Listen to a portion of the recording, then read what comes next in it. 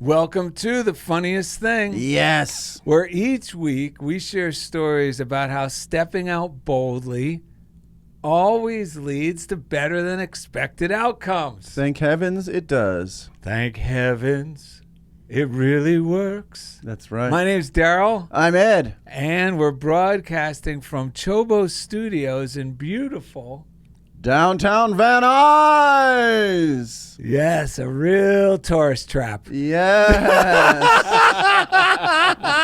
Throw your hands up in the air for Van Nuys, baby. Make the V. V for victory, yes. All right. That's actually something we just learned from our guest who will be coming up a little later. Yes. In the meanwhile, we want to thank Patreon folks for supporting the show, contributing at patreon.com/funniest thing. It's very helpful.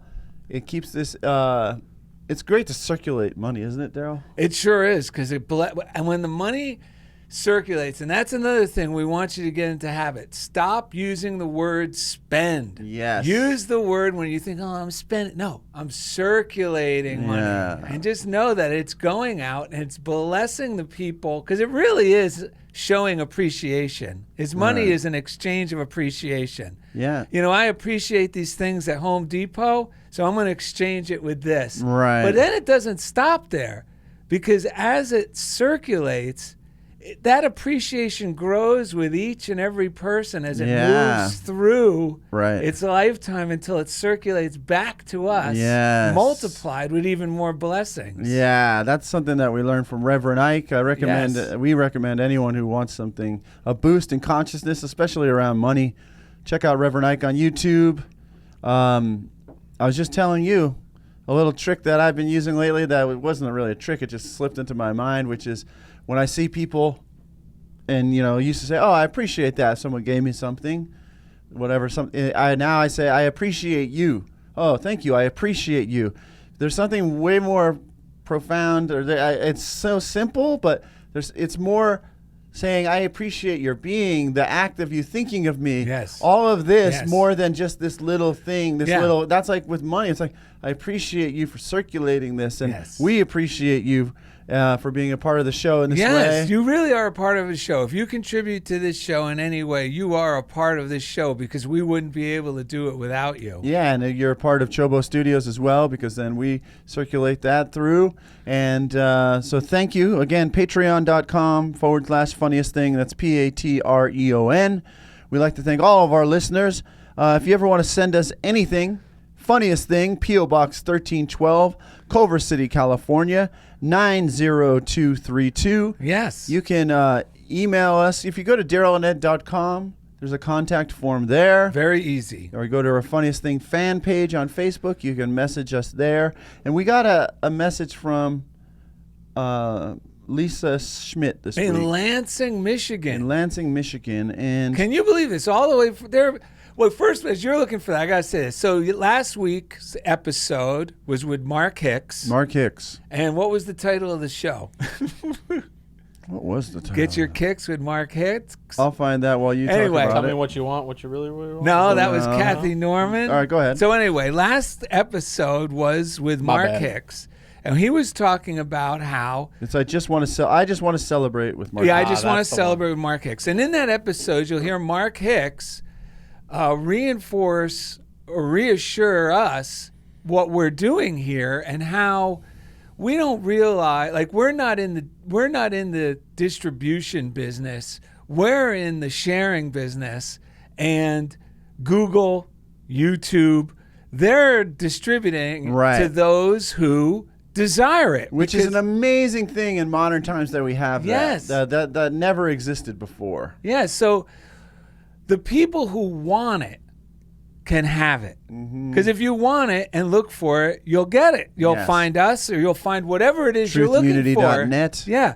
So right after the show, Ed was saying to me, because we were both high on that relaxed approach to what we're doing, that our job is just to continue to share these truths that work miraculously in our lives, that we're so in awe about them that we're excited to share them with you, and then let it go. Yes. And after the show, it's like going, there really are probably so many more people that we don't even know that are being blessed, that have found our show, listened to it. Yes. Because we're not popular by the big name standards, but the people who want it find it, and they're probably being blessed by it.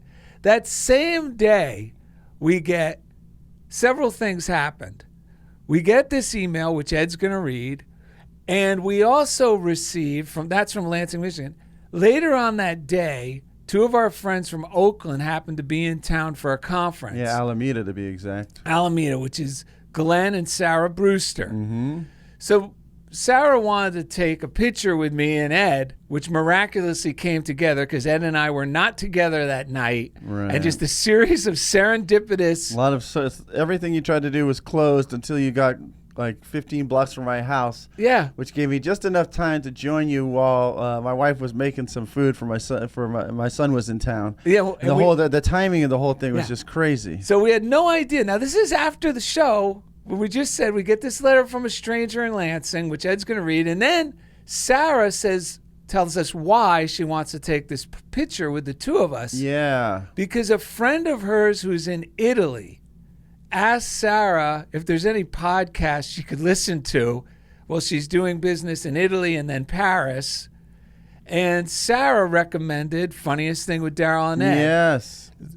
This woman has become so blown away and blessed by the things we share on the show that she couldn't stop telling Sarah, thanking her profusely. So Sarah wanted to show us together in a photo for her friend in Italy. Yes. And I'm going, Ed, can you believe this? Just this morning after the show, just this afternoon, you were saying there are probably people we don't even know that are being blessed by our show. Yes. And that very same day, it was amazing. We get all news, the way from Alameda. We get news from Alameda, from Italy, from Lansing, Michigan. I mean, folks, this stuff is working. Yes.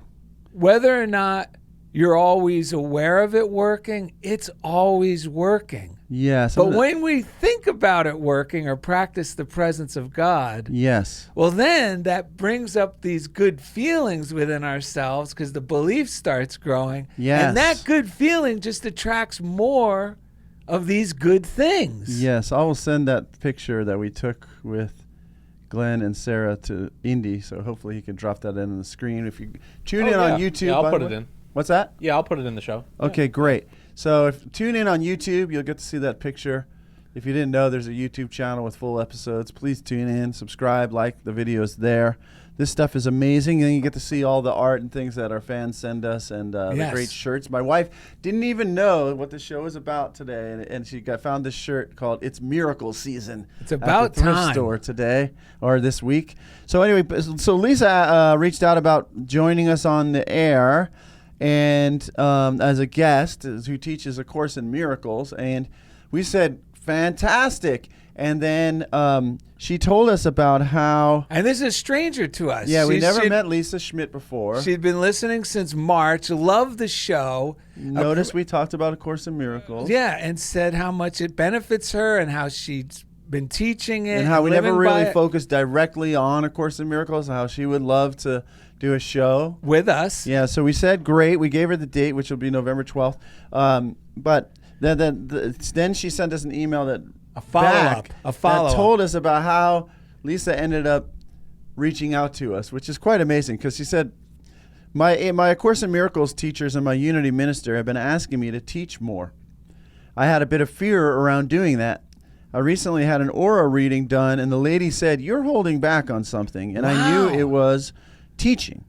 Don't you love this stuff? I went for a walk on my work break one day and said, "Holy Spirit, I want to teach because I've learned so much in my life that others can benefit from. Yes. What do you want me to do?" And so she felt the answer come down like a gentle rain. Contact Darrell and Ed. I was like, what? You don't want me to start small at Unity? And she said, I've put off asking for about 5 weeks now. Too funny. There is nothing to fear. Isn't that amazing? Yeah. We're in God's Rolodex. We are in God's Rolodex. That's the amazing part. But the other amazing part is it's an excellent example of how to practice this stuff, because we've often shared with people from our own experience, you know, if you have a heart's desire, you'll never lose the opportunity. That's right. To take advantage of that. And what I mean is, if it feels like this is something you'd like to do, but there's some fear, like in Lisa's case, right? You know, just turn it over. But if it keeps coming up and keeps coming up, I can guarantee you, when you take that next divine indicated action, like she received, it's always perfect. It's always perfect. The time wasn't lost. Right. And the right person at the right time, and you're guided to them, and you're like, wow. So if you think you've been putting something off and now you're going, well, it's too late. No, it's never too late. I know. I'm sure Lisa did not expect that she would immediately get a response with a date for her first email from her first request, which was only like a few weeks from now. So we love this stuff. And, you know, the Unity movement was started by people who follow their intuition. If someone seemed like they'd be good at a job, they would send them over there to do it. You know, James Dillard Freeman, running the ministerial program, he said he had never even read the whole Bible all the way through. He was just reading it a week at a time. Ahead of the class. But they said, you'll be good at this. You do it. And when we function in this way, following our intuitive leads, it seems silly when we're used to thinking about things in a serious, heavy, whatever, blah, blah, blah, pros and cons. But, man, it's like lightning. When we say yes to our intuitive hunches, it's not silly at all. It's actually coming from a much more informed, wise, inspired, energetic place than we often give it credit for. And I must say, the ability follows. Always. Like, every time I've been thrown into a situation that I thought would be great, but then, oh boy, they picked me for this. The ability that I didn't even know I had follows, because it was all divinely orchestrated. All I needed to do was to be open enough to receive it. Yeah, well, this is the thing. And accept it. The saying came up this week that my father's house has many mansions. And our father, one way of looking at our father is our imagination, our creative mind has many rooms. When we're thinking small, we forget all the other rooms. We forget what we know. We were listening to Catherine Ponder talk about prosperity and how once she started teaching this class, people would find money they forgot they had. They'd find an account they didn't realize. There's so much good about us, especially when we're thinking small. We forget how amazing and talented and dynamic we are. So let's keep rolling here. Yeah. Glenn Brewster also sent us an email about their friend Stacy. Him and Sarah's friend Stacy. In 1976, she was involved in the New Thought movement, but her father had been involved in New Thought movement before that, and she forgot all about it. Speaking of forgetting, but started listening to you again, and it was very powerful to have it all reawakened. It inspired her to go back and track down some of her father's old books. And they sent us a photo. She put out a photo display of such. all these old books her dad read that she kept, and now I'm assuming, is digging into them too again. All right, we got to get on with the show. Kathy Lipoff, thank you for messaging us. Darrell, you sent one of those, $100 bills? Yes, I sent her a beautiful $100 bill that I also sent Kathy. Now I'm going to have to send Nancy one. Okay. Cat's out of the bag. And she said, so excited to come home to find prosperity in my mailbox. Thank you so much. I'm listening to You Pray right now. A big thank you to you and Ed for recommending You Pray. I love it. Speaking of which, shout out to Silent Unity, the prayer line, 800-NOW-PRAY, 800-669-7729, and they have an app, the letter U, the word pray. What Kathy was referring to is if you call Silent Unity, you could press number 2. There's a pre-recorded prayer that you can listen to. Yeah. And that's what she was referring to. If you're like not quite ready to pray with a real person in real time, but I recommend pressing 1. You could pray for anything, big or small. Actually, it's our job. We're always praying. It's the constructive use of our creative potential. I wanted to, before we read the show description, thank you to Jeff, our chief engineer out in Kansas City, Kansas. What's his name? His name's Jeff Comfort, and each week he takes us right into the comfort zone. Yeah. Big thanks to Indy Fawcett over here at CHOBO Studios. Thank you, buddy. Choby Fawcett. Choby Fawcett, check Choby it One in. Kenobi. If you want to come on out, go to CHOBO Chobo, what is it? CHOBOstudios.com? Yep. How can I forget? CHOBOstudios.com, PodShuttle.io. You could use our studios, or if you don't live in California or Los Angeles, we'll still do your stuff, your podcast for you. So PodShuttle.io, CHOBOstudios.com. Great. They work in tandem, baby. Great. And on with today's show, which is called Expect More from Your Prayers with Nancy Norman. Be a realist. Expect more from your prayers. Be a realist. Treat God as real, and prayers as real, and faith as real, and trust as real. The power of your prayer depends upon the amount of faith or joyous expectancy that you yourself have in it. God is responsible for results. All we're responsible for is trust and affirming of this trust. On this episode, Darrell and Ed encourage listeners to delight in knowing that God will bring it about in spite of your doubts, and enjoy anticipating in what wonderful way he will do it. And during the second segment, Unity Minister, no nonsense, Nancy Norman strengthens our believing power with today's daily word, unlimited. Let's do a few breaths to kick this off. We're going to do a few breaths, ladies and gentlemen. And this is based on who, buddy? Oh, this is a wise man from South America. Yeah. Well, it's kind of. On your way to South America, you may have passed the sage. Baja California? Yes, it might have been. Yes, Frito Bandito? Oh, you know his name. Yes, he was a big man in the advertising world. And he shared some great truths. Yes, the original lyrics to that, what was it, Cheetos, Fritos? Fritos. Yes, Frito. It makes sense. Frito Bandito, right? Yeah. So the original lyrics were very affirmative to that commercial. Yeah, so, his chant, or what's it called? Mantra. What's the one that they turned it into for the show? For the show, they used for the the commercial. What was the commercial? Ay, ay, ay, ay. Ay, ay, ay, ay. I'm Frito Bandito. Yeah, I'm the Frito Bandito. But we uncovered the real affirmative lyrics. Yes. And we're going to sing those now. So let's take a deep breath. Okay, ready? Ay, ay, ay, ay. My prayers set me Frito.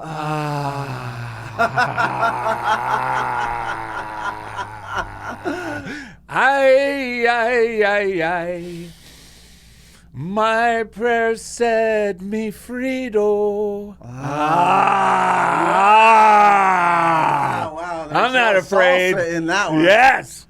Ay, ay, ay, ay. My prayers set me Frito.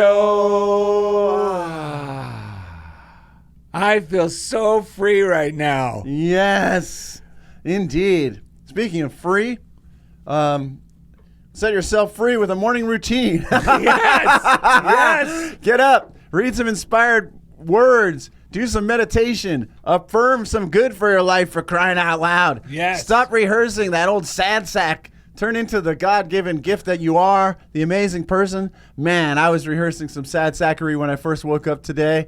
Like a little boy putting on my suit to go to my own funeral. Oh, my God. That was probably my funeral because I had that blue streak going up my arm. We'll tell you about that real quick. So, this morning we read from A Deep Breath of Life by Alan Cohen on October 22nd. Healing is available to you now, unless you believe the will of God takes time, Mr. Fazaro. That's from A Course in Miracles. And he said, so he was leading a meditation, and this occurred to him. Know that we live in a rich and abundant universe. All the good you seek is available and on its way to you. Just open your heart and your mind and let it flow. It says a trucking company on the East Coast has huge letters painted on the side of its trailers. G-O-D. Guaranteed overnight delivery. Indeed, God is capable of guaranteed overnight delivery in far more miraculous ways than any worldly enterprise. When the results we seek do not come about, it is not because the universe is incapable of delivering them. We may not be ready or willing to receive them. We may harbor doubts about our worthiness. We may have bought into the limitation thoughts of others. That was me this morning. We may fear that our life will change if we succeed, or we may hold some subconscious belief that we need to suffer to be happy. Yikes. None of these notions are true, and we must rid them from our consciousness to make way for the success we desire. Another way we separate ourselves from our good is with the belief that the will of God takes time. It does not. You can manifest your good now if your heart is open to receive it. It says, there's no way your blessings can be separated from you if you affirm in your gut, yes, I accept. And then here's some good affirmations. Show me that love is here now. Help me be open to receive all you will give me. I accept the love of God and all my good into my life now. And I got two quick readings. One's from Catherine Ponder. Now, listen, folks, if you have, what's it called? Mac Music? Apple Music? Apple Music. If you have Apple Music, you could actually listen to Catherine Ponder in her own voice. There's a whole album of her lectures. Yes, and it's free to listen to. Oh, it's fantastic. And hearing her in her own voice, I find it, it's much more powerful for me. She's got a great accent, like Texas, right? Yeah, it's beautiful. I love that accent. Okay. This is from her book, Dare to Prosper. It's another little thin one you can keep in your briefcase, purse, or glove box. Yeah. And it says, when we realize that we can gain control of substance through our attitudes, it is as though we gain control of our financial affairs rather than feeling subject to them. Yes. As we gain this freedom of dominion, this feeling of dominion, we no longer feel financially bound, limited, or discouraged. We know that we have the power to change whatever needs to be changed by changing our attitude about it. Yes. This is key, folks. As we begin to appreciate rather than deprecate substance, it seems to begin working very hard to please us and to meet our needs. As we think of it as the one and only reality in our lives, substance then has the power to work for us in unlimited ways for our greatest good. And let me read this one quick, and then we got an Emmett Foxer. This is from a book called Prove Me Now by Gardner Hunting, who I found out was not only a practicer of this way of life. This is a Unity publication. You can get it used on Amazon. He was also a screenwriter, and he was an amazing man. Like, he wasn't just a guy. Wow. He wasn't a success salesman. I mean, this guy was like a successful author, a screenwriter. He had a film company. Right. So that's the thing about this stuff, man. Don't be worried, because when I first started finding my way into New Thought, I was raised Catholic, and I was kind of like lost for a while trying to find this stuff. And I was super bummed when I started going to these like coaching things that were like, I thought they were, because they were teaching kind of New Thought stuff, but it was all like how then I could run events and become a coach. But I didn't want to become a coach. I wanted to take this stuff into my life to do what I do. Yes. And I'm a school teacher for now, whatever, all these things. And I wanted that kind of magic, Yes. And that's what we found in Unity and in this New Thought movement. It's you be you. And you don't even have to you share this stuff because it transforms your life. You're going to be prosperous. You don't have to be prosperous selling these ideas. You're going to be prosperous in whatever you're doing if you live by these ideas. Right, because this doesn't put you into a fishbowl where you only have to hang out with other people who label themselves in certain ways. This takes you out of every fishbowl and puts you into the abundant ocean of reality, which is available everywhere at any time. Wow, Ed came up with a great metaphor. That was very it must have been Gardner Edwardian. I think that's why they call me Ed the Word. Okay, so this is from Prove Me Now. Listen to this, folks. This is sir. the whole key. There need be no fear that it will not work. Actually, faith is the only thing that does work. Always, according to your faith, the outcome will be unto you, because that is the way the universe is made. All you have to do is to realize it. For when we realize it, we shall act upon it. And when we act upon it, we shall realize it.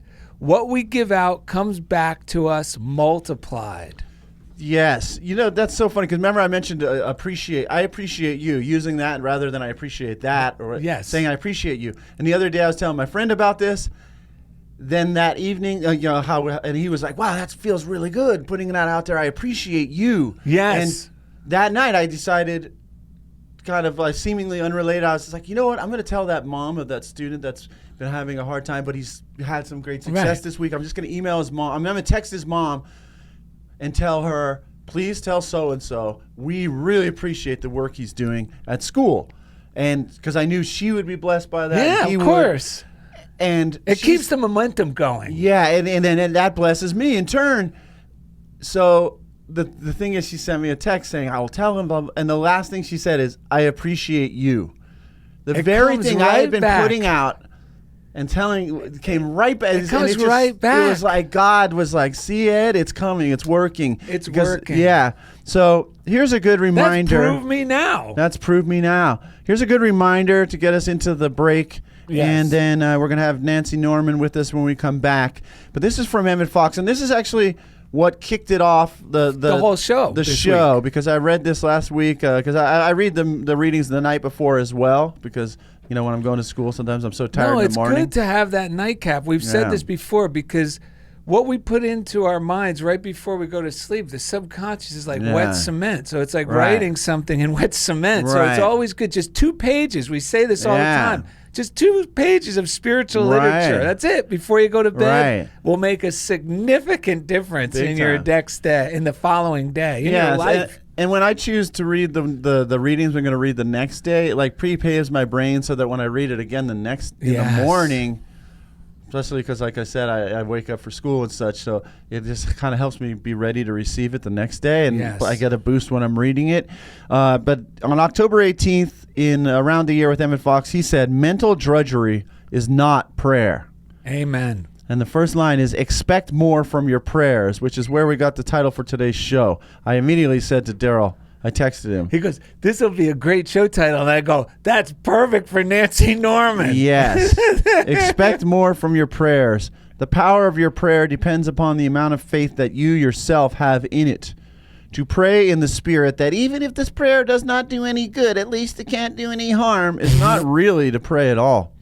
Have enough faith in the love of God to believe that a short, heartfelt prayer is just as good as a long one. Too long of a session of prayer usually means that in your heart you really doubt the love of God and think that a great deal of effort and toil will be necessary to move Him. Pray quietly and sincerely for a reasonable time, and then leave the matter expecting success. And let me just read this next part from the next day, which is called Prayer. Prayer is always the answer. Yeah, it's always the answer. This is the real good news right here. Prayer is always the solution, no matter what kind of difficulty may be facing you. No matter how complicated your problem may seem, prayer can solve it. Prayer is constantly bringing about the seemingly impossible. There's no conceivable problem that has not at some time been solved by prayer. When we remember that God really is omnipotent, untrammeled by what we call time or space or matter or the vagaries of human nature, it's easy to see that there can be no limit to the power of prayer.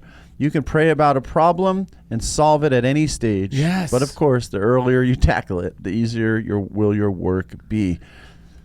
We were saying on the way here, Emmett Fox talks about that this stuff is really about practicing the presence of what we call God. Yes. Practicing all that. And Eric Butterworth said, unity is not a religion, it's a way of seeing things. So it's not even, you're not part, like, it's, the word unity was chosen because it's supposed to point to a frame of reference through which we see the world, which Emmett Fox would call the presence of God.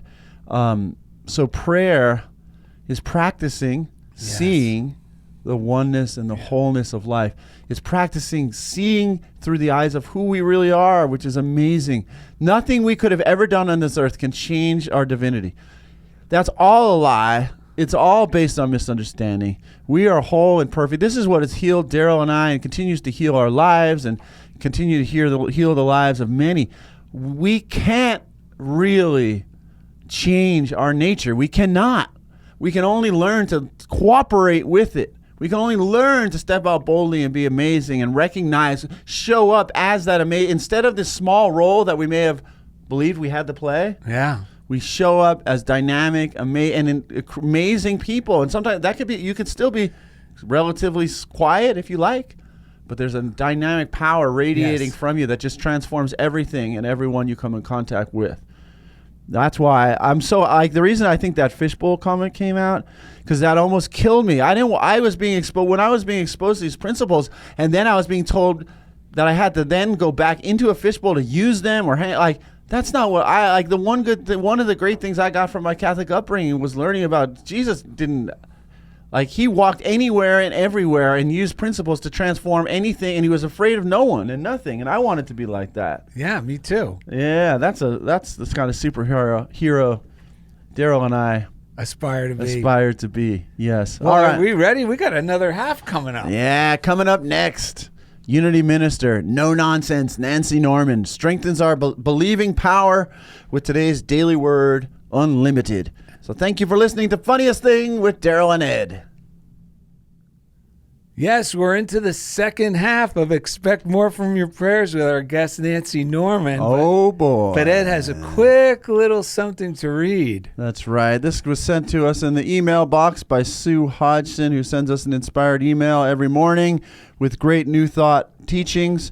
Her email is shodgson, that's HODGSON 31@gmail.com if you want to be on that list. And she said, from Mary Kupferle in Trust in the Goodness of God, which is a lot about what the show is about. Yeah. Take heart, dear friend, and know God's good is at work for you. Where you are immersed in God's presence of good. God, who brought you into this life, is sustaining you now. Spirit, soul, and body. There's nothing that's too much for you to expect or desire, or too small or seemingly insignificant for you to ask of God. God's good is at work for you now and in every circumstance, every person, every place, everything you see, hear, touch, feel, and experience. Your good is always ready for your acceptance. I believe this for myself and for you. And that is by Mary Kupferle, Trust in the Goodness of God. You know, I just realized when I first got into teaching, I never thought I would 25 years ago, working with students with autism. I used to really have trouble reading in front of people. Like, I would be very nervous. And I'm just thinking now, like, that training, like, prepared me to be able to read that on this show on a regular basis. It's just amazing how, like, you know, God's always, like, life is always setting us up for things that we know not of. Well, it also means that by you living this way, we're always changing and growing. Because correct. Some people could remain with that terror for a lifetime. So true. So true. So this morning I was very excited about the show. Lori that's my wife, Lori. I thought we were bringing Nancy in. Oh, well, Nancy's in, but I want to tell her the story. I know, so Nancy, bring her in. Let's bring her in. Yeah, then you could tell her the story. We want to welcome our guest so she's not standing in the green room for any longer. Have your mic on. Yeah, she's from Florida. There you are. I heard she's been you. a minister for a good length of time. She's too young to have been a good length of time. Yeah, we don't want to.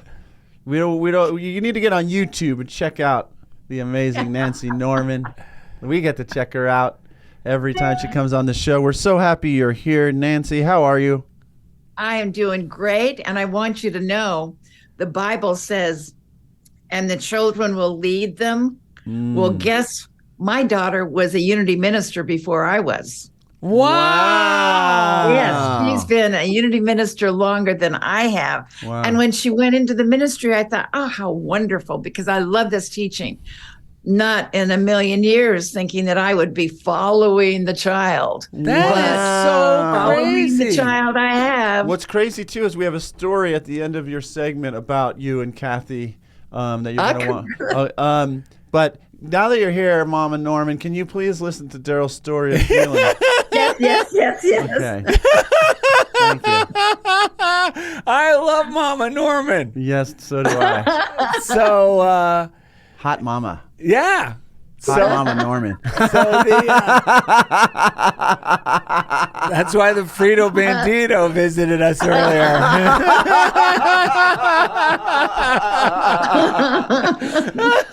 Blush it, man. All right. I love that Frito Bandito singing. I will tell you, that is good. Well, what happened this morning, I told Nancy, well, we were together early before the show, but for the sake of our audience, I woke up this morning at 7. My wife, Lori, does not wake up like I do. She wakes up like Snow White in the Enchanted Forest. I think that's why we get along. We're total opposites. I mean, she wakes up happy. Wow. It's just, she's one of those people. I wake up a grumbler like Ed, and there's all sorts of things going on. I may not express it outwardly, but in my head, I'm just constantly getting myself, like, reassuring myself, Darrell, once you have your coffee and you sit down and start your readings, all this is going to change for the better. You don't express it outwardly unless for some reason your phone's nearby and you start texting friends. No.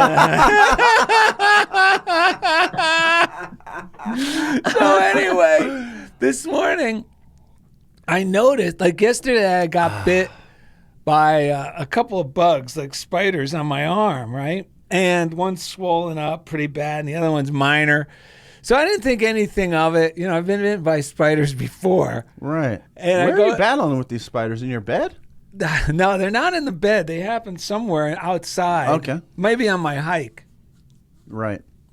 Could be those mosquitoes that are all over L.A. right now, too. Whatever it is, I just thought, okay, well, it's no big deal. Right. You know, I've been bitten before. I haven't died, so I'm just going to go to bed, do my thing, and not even give it a second thought. Right. Until this morning when I woke up, and Lori's already up. She has an early photo shoot, and, you know, my arm's really itching like hell, and I look at it, and there's a blue streak, like a dark blue streak, like, you know, your vein when you could see it, and then there was like a big, I don't know if here's our audience. Yeah, YouTube can see it. So there's like a blue streak I'm showing on YouTube, like right from this bite, going down, and then like a big puddle of like a bruise here. Right. And I'm like, ooh, this does not look good. And of course I remember some nightmare where some guy told me a story like, I made it to the hospital just in time. I was bitten by a whiskey biscuit. Yeah. And the line down the arm is, everyone's got his terror story about the classic line down the arm. So Lori's just like, well, when'd you get bit? She's like, no big deal person. She knows when not to panic. I panic about things you shouldn't panic about, but I do not panic about things you should panic about. All right. Which made me good in the military, but it's terrible for everyday living. Right. So yeah. They're like, Fazaro, why are you so calm?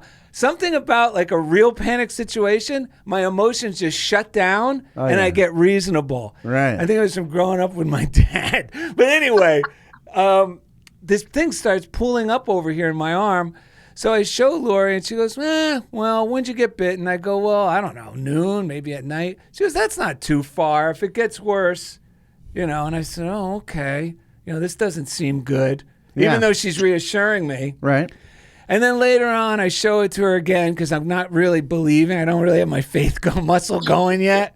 And she goes, I go, you ever see anything like this before? She goes, well, no, never with a spider bite, but I did see it with a cat bite because she works with animals. Yeah. And she goes, you know, it went up the arm, but they say if it gets to your heart, then it's pretty bad, which is the wrong thing to tell me. I mean, to her, it's not a big deal. To me, so I go, I better go to urgent care because she goes, if it goes up past here, then go to the emergency. Right, sure. So anyway, I look, and urgent care doesn't open till 9. Yeah. This is 7 a.m., folks. Do you know what can go on in my head between 7 a.m. and 9? You know? But I have no recourse but to believe in God. So I do my routine. I let Ed know. I give Ed the heads up. Like, it looks like at 9 I may go to urgent care, just so he knows. You didn't say may go. You go, I got a spider bite. I'm going at 9 a.m. to urgent care. And I said, the truth comes out. And I affirmed, I'm affirming it is clear and healed. And I texted that out, and I went back to bed. So then I go to just proceed as normal, you know. I realize 7 till 9 is a long time. And then it starts dying. Wait a minute. People lived before 1942 without antibiotics just fine. And if something like this happened, they would have to have faith that their daughter, if she got bit, or themselves, it's going to heal. God's going to heal it. Yes. And for some reason, that amount of faith, and that's a good amount of faith, that if someone else you know has been through it, or if you could historically just remind yourself of a miracle you've been through, somehow it opens up the way. Right. And plus I was thinking about, do I really want to go to urgent care? How long am I going to be sitting there? They're going to be, it's Saturday morning. Are there going to be people with hangovers there for no reason? Right. You know, so I just threw the whole thing out the window. I take a shower. I get my oatmeal. And I decide, let me look at my arm. The whole blue thing is gone. Gone. Yeah. You know what's amazing? When I woke up from my nap, second sleep, I looked up. I saw Charles Fillmore's book, Jesus Christ Heals. And I was like, that thing's gone. And right then I look at my phone and boom, we're back to business. You said it's cleared right after I looked at that. I said miraculously. Yeah, because I sent it to Lauren too. I said it miraculous. If you saw this, Lori saw it. I mean, it was like a bruise in here. And I had texted you, there's no infection in the mind of God. And the it was perfect doctor that is you on said it. infection because I thought antibiotics. Can we talk to Nancy Norman? Let's get now? Nancy on. But this is pretty miraculous. This has been quite the quick story of your healing. It's amazing. I know. It's worth telling. telling. It is amazing. I know. Especially the horror stories. This is a classic Darrell and Ed guest segment. So. Where we forget about our guest. Yeah. A one-man show. I got bit by a bug. Darrell at a one-man black box there's theater. some success coaches that would make a whole industry out of their bug bite. I know. Nancy Norman, what are you thinking? What's going on over there in Florida? Well, I heard that story, and the whole thing is to getting when our imaginations, which I think Darrell has a very active imagination. Yes, ma'am. When our imaginations can carry it into Never Land. Yes. I call it awfulizing. Thank you. I can awfulize and go down that path of, oh my God, maybe this is it. Maybe I hope my will's in order. Yes. And I hope All right. I'm like Nancy. our wonderful imagination. But the trick is that we got to catch it. We got to catch it before it gets on that path, because it's like a downward spiral. Yeah. And what we want is an upward spiral. Yes. Wow. I was telling Darrell that I came across Emma Curtis Hopkins thought the other day that just touched my heart.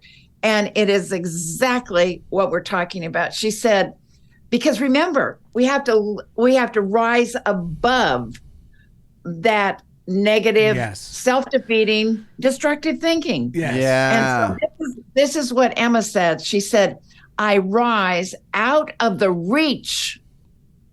I rise out of the reach of the things that frighten me. Is that powerful? I love that one. That one. I rise out of the reach of the things that frighten me. Yes. That's the trick. That is the trick. What book is that from? Well,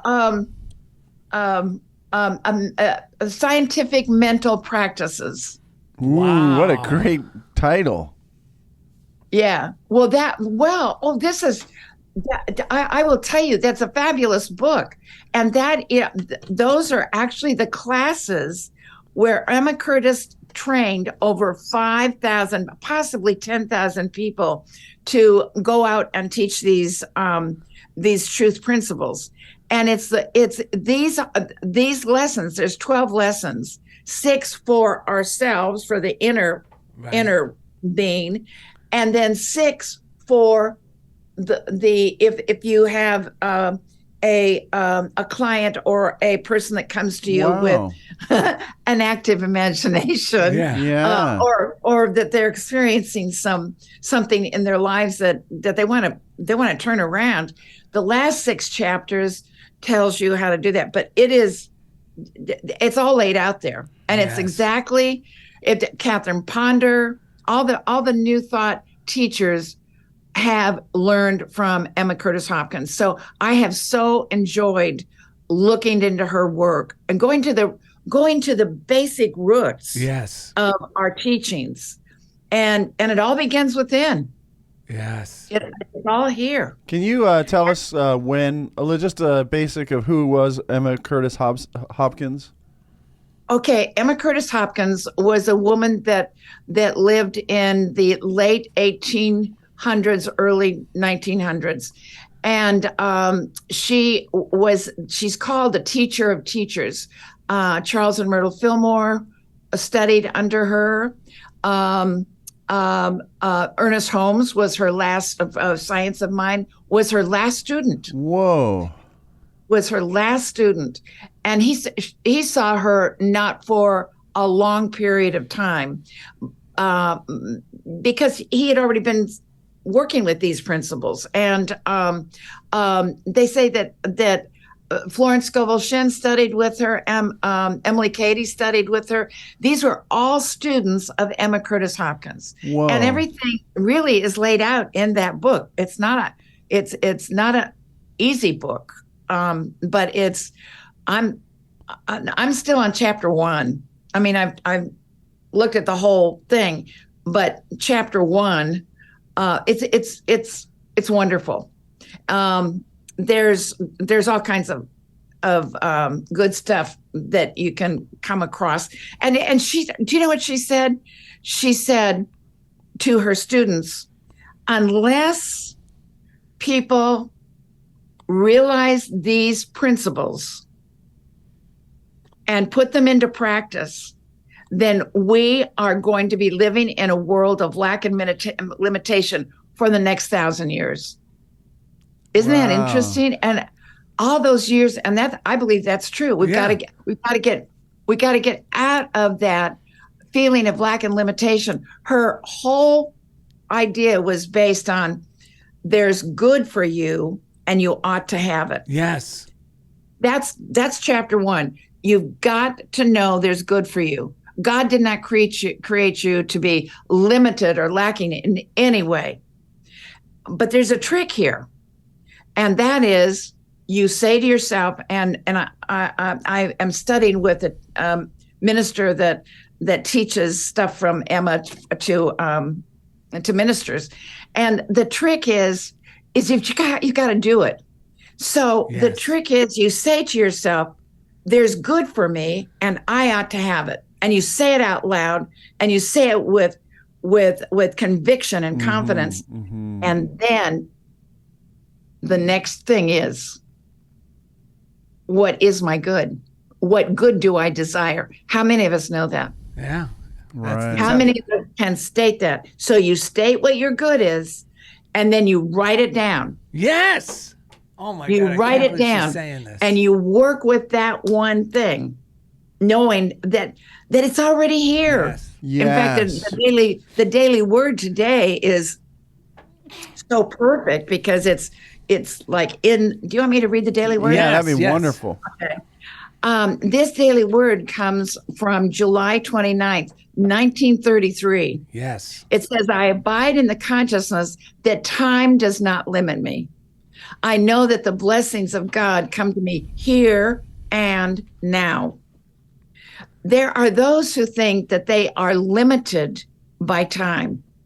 They believe that they need to wait until some future day for their good. They give a great deal of thought to developing processes, thinking that their good must pass through several stages of development before it can appear. The student of truth gives little consideration to time. He gives his whole attention to thought. He knows that through right thinking, his good is brought into manifestation and visibility. He realizes that in spirit, there is no time and there is no delay. Do not think of yourself as growing in grace, but give some thought to the truth that right now, you are what you want to be. The student of truth must come to the realization that right now, he is what he has hoped to become. He needs to affirm, God is and I am. Right now, I am that which I have sought to be. His demonstration of health and plenty must be considered as made now and not as a slow process of being made. I love that. And that's exactly, Ed, what you did for Darrell, your real prayer partners, because Darrell was going through we all do it, our very human part of, oh my God, what's going on now? Our imaginations go wild. And you went right to the truth and said, you're healed. Jesus Christ heals. And that's, my little dog is a perfect example. She's had some health challenges. She's older and she's had some health challenges, and there's a little thing that happens. She kind of like gets a little stiff and coughs and scares me. Right. And I was freaking out at first, like, oh my God, just exactly what Darrell did. I mean, we all do this. It's human. And then I realized, hey, wait a minute, Nancy, what are you doing here? You're saying that you need to lift your vision here. Yes. So now when she does that, I go over to her, I put my hand on her head. Yes. And I say, okay, Lovey, Jesus Christ is healing you now. The miracle working power of Jesus Christ is healing you now. And then I walk away. Yeah. Now she was not, she just becomes kind of paralyzed. Yes. And she doesn't get up. I you know, there's a part of you that wants to pick her up and rush her to the vet. But I learned, I just go over, Jesus, the miracle working power of Jesus Christ is healing you now. And then I say, remember, Lovey, Jesus Christ is healing you now. And I walk away, and within minutes, yes, that dog is up and walking around. Yes. So, you know, that whole thing, I rise out of the reach. I rise out of the reach of the things that frighten me. That's what we need to do. And this wonderful daily word speaks directly to it. We don't have to wait for our good. No. Or our healing. There's good for you and there's good for me. And we ought to have it. We ought to have it now. Yeah. In fact, that I love the Bible verse. It is the Father's good pleasure to give you the kingdom. Yes. Right. It's already here. We're living in it. Yeah. Right. We're living in it. So I like to say, okay, it's the Father's good pleasure to give me the kingdom, and it is my good pleasure to accept it. Yeah. Yes, that's right. We have to claim it and act as if 100%. we are living in it. Yeah. Well, it really is obvious that whenever we're not accepting it, if we really, I know for myself, if I really look at what's underneath that, like when I'm thinking these fearful thoughts, is I'm going, no. It's almost like, come on, like, you know, when you have a well-intentioned grandma or something, come on, it's all going to be, you know, let's go, I'll get you a candy when we get there. But now, no. That's all it really is. And another thing is, I am glad I read this morning, because this actually helped me with believing that this could be taken care of when I saw that blue line. Because, I was thinking about, wait a minute, before 1942, people lived fine without antibiotics. Right. They believed they were going to heal. They didn't make a big deal. They couldn't afford to make a big deal. Like, oh my God, I'm going to die of infection. They had to just go, okay, let's keep moving forward. But I remember the line in here that said, I don't have to go through a process to get from where I am now to this being safe and sound and not a worry, not a concern. Because had I still thought, that thought came to my mind. I know where I was in the bathroom when it came to me, along with that other thought. And then, you know, I'm just going to turn this thing over and believe like they believed back in the 30s, anytime before 1942. And then it was, I couldn't believe it. I almost wanted to go, wait, and nope. Like, as soon as I start, like, this is too good to be true. Nothing is too good to be true, folks. Right. Do you know, and Darrell, that was such a powerful understanding, because it is said, I mean, that was God speaking to you. Definitely, to have that thought. It is said that if even one person in the whole world is healed from some, something that nobody knows anything about, if even one person has been healed, then that means you can too. Yes. And you went right to that idea. Yeah. That before antibiotics, what people use, they use their faith. Right. That's the one thing I could attribute to my father and his brash and sarcastic way. Right. Because he had a knack, although he wasn't like a God guy, he had a knack of getting me and my brother trying to help us out by saying things like that. Like, come on, people before this said, you know, he would say something like that. I used to be terrified of flying as a young boy. Terrified. My father said one thing, and after the age of 10, up until this day, I am not afraid at all. I said, Dad, because he flew to California on a business trip. I said, Dad, weren't you afraid of flying? The plane crashing? Because in the 70s, they were getting hijacked. They were crashing, you know. It was right, like, on the news. It was like a plane was the most unsafest way to go anywhere. You know, that's what it seemed like. Right. And he goes, I said, weren't you afraid of crashing? And then my father goes, Darrell, come on. The pilots don't want to crash either. And I went, holy cow. I go, the pilots are going to be doing everything they can to keep from crashing. And it was teaching me trust in the divinity in others through my father. Yeah, it's like the captains on the bridge, man. Yeah, without him realizing it, I get the chills because that transformed my life even when I was out in the Bering Sea. I wasn't that concerned because I'm thinking, wait a minute, the captain does not want his ship to go down either. Right.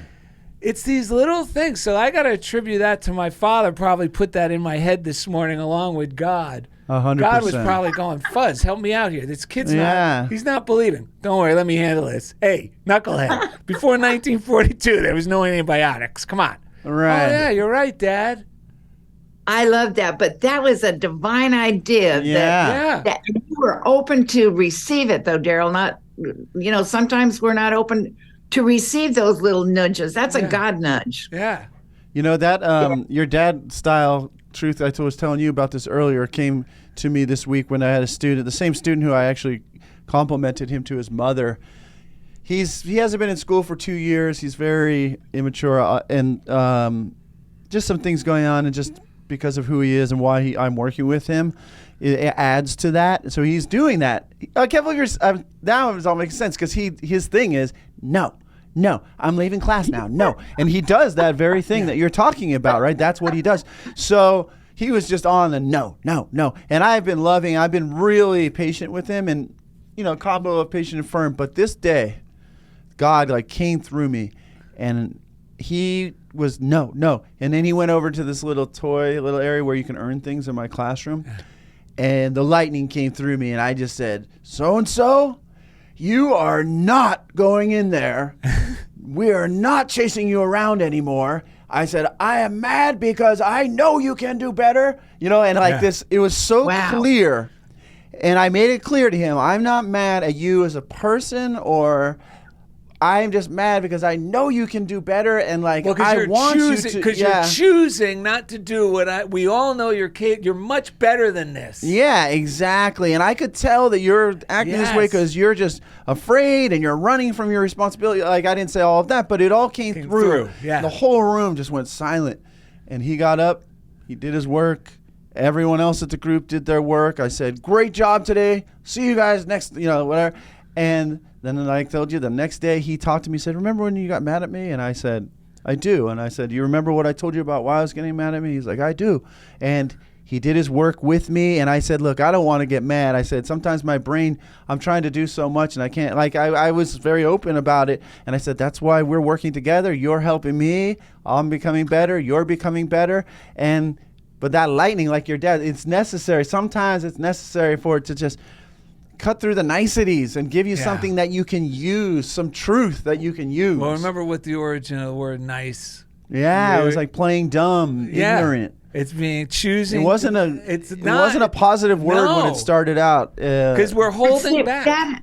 That's what God is always giving us, these divine ideas on how to handle situations. There was a perfect way of handling that situation. Yeah. And it blessed him, and it helped blessed you and the whole class. It transformed everything. Yeah, my son, when he was the same age, but actually he was 3, when he didn't want to go to preschool, what I'd do, he'd be doing, no. I knew he loved it. And I go, we're just going to go in there and talk to your teacher. I need to tell her something. And, he'd kind of reluctantly go in. And as soon as he saw his friends, he'd run off and have fun. That's like us, right? God's going, don't worry, Ed. We're just going to talk to your teacher for a minute. And then, oh, my God, I forgot. I love it here. And off we go into our good. I like what you said. It really is. Because it can be like this dramatic, highfalutin. Oh, I better talk to a counselor. I got to go through all this. But really, what you also made me think what Nancy was talking about. Like, third dimension is, I'm screwed. This is a very real situation. Fourth dimension is, I can get through this. With time, it will get better. Fifth dimension is, I can choose right now to already be the good. And by knowing it and claiming it and affirming it, it will rearrange the third and fourth dimension on my behalf. Right now. Right here and right now. I love that. And that's our assignment. Yes. That's our assignment. Is to lift our vision. Do you know, I have something that I came across that I love, because people are talking about their finances, the their stocks and their investments. Oh, yeah. And I came across something by Raymond Charles Barker, who is a religious science minister, trained by Charles Fillmore. He was trained by Charles Fillmore, became a unity minister, and then went into the religious science. But he has this thing that I thought, oh my God, this is for now. Yeah. Money is a spiritual activity. It is good. It is wonderful, and we should love it. It is not filthy lucre. It is not sinful. It is not the devil's playmat. Yeah. It is God in action. Listen to this. The stock market, where am I? The stock market is a financial barometer. Yeah. I do not condemn it. I do not criticize it, nor do I bless it. I use it as an orderly part of my business world. I do not worry about the value of dollars, because whether values go up or down, I am convinced within myself that I am worth money and will always have it. Don't you love that? Yeah. I will always have money, because the law of prosperity is based on the perpetual circulation of God's ideas in infinite mind. Wow. And I thought, we don't have to be concerned. No. But our human mind goes into exactly what Darrell experienced today. Our imagination goes wild, and all that. No, I've got to lift my consciousness and I rise out of the reach of things that frighten me. I am just going to know that God is my supply. If we know that God is my supply, Yes. God is my source. I always have everything I need. Yeah. It is the Father's good pleasure to give me the kingdom, and it is my good pleasure to receive it. Yes. And if we could all lift our consciousness to that level, I'll tell you what, we wouldn't have a thing to worry about. And we don't. Yeah. Right? Yeah. This show is really helping me to see why affirmative prayer works is that once we rise into consciousness and see the truth and know the truth, we're just affirming what is already true and allowing it to come into our experience by affirming and seeing it and knowing it within ourselves. This is not, like they say, affirming is just affirming firming up what's already real in this vibrational field, this vibrational divine reality. And so it's not at all speculative, or it's faith in something real that we visit through meditation and prayer and inspired reading and things like this. Yeah, and also to the thing with the stock market, for years and years and years, economists have admitted, and to this day, that the stock market is always a reflection of the country's confidence in its condition, in its current state. Mm-hmm. And confidence means it's faith in what's going on. Yes. And when the consciousness of the nation goes up, funniest thing, folks, so does the stock market. So it really is a barometer of our consciousness. Yes. And as long as I maintain my consciousness, I'm contributing to the solution. But when I start going, oh yeah, this is bad, now I'm contributing to the problem. Yep. Yeah. Yeah. Yep. And I even heard Joe Biden in an interview say this the other day, that right now things are getting so good, but people are still in such a negative place from where the mind of the country was over the last couple of years with the COVID and all that stuff. But he's like, it'll take them time to come around to seeing how good to shake off that mental state. It's amazing. Everywhere you listen, I don't care who you are and what you believe, but when you actually tune in to people who are kind of like higher up there, you'll find that they're practicing these metaphysical principles. That's why I don't take advice from the monkey in the middle, which is a lot of what news and everything. It's like just people spinning things. Go to the original source, whoever it is, and you'll find out that these truths are even working there. It's amazing. And our song for the end of the show reflects that. I know. Nancy Norman, where can people find you online? Oh, Unity Joy of Life and Unity Joy of Life Ministries.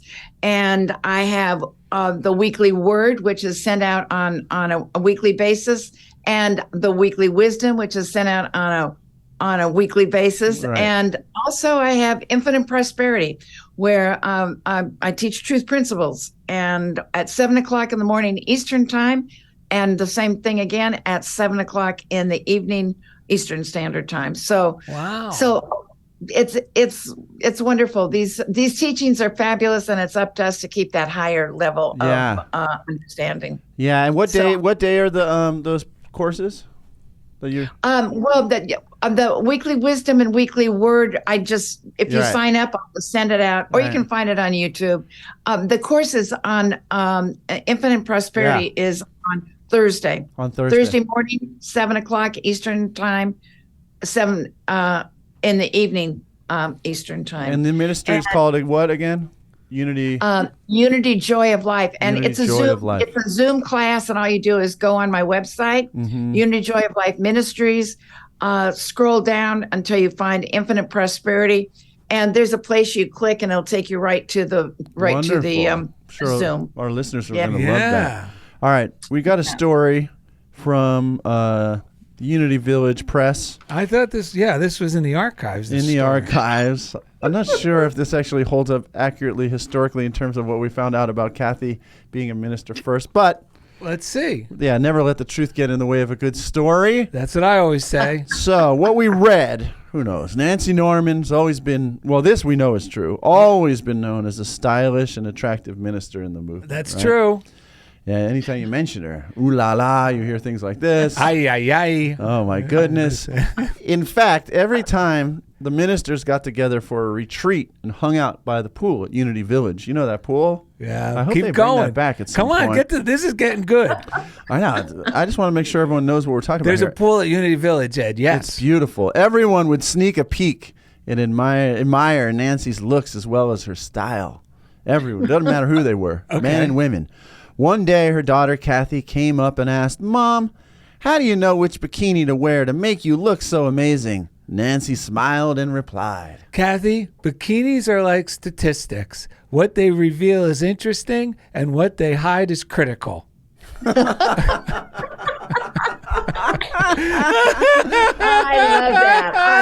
I love that. How true that is. We got someone coming in.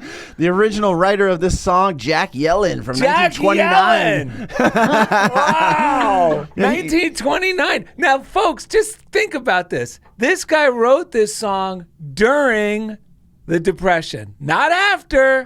During, folks, so he was probably affirming into new thought. Yeah, yes. Affirming is good before it happened. And what's that song, Ed? Jack, hit it. Happy days are here again. The skies above are clear again. Let us sing a song of cheer again. Happy days are here again. Visit DarrellandEd.com. Nancy Norman, we love you. To find links to everything we do. I love you. And thank you for being a CHOBO part. Studios, Chobe, Indiana, Fawcett. A funniest thing with Darrell Love you and Ed. all. Thank you. The sky, happy days are here again. The skies above are clear again. Let us sing a song of cheer again. Happy days are here again.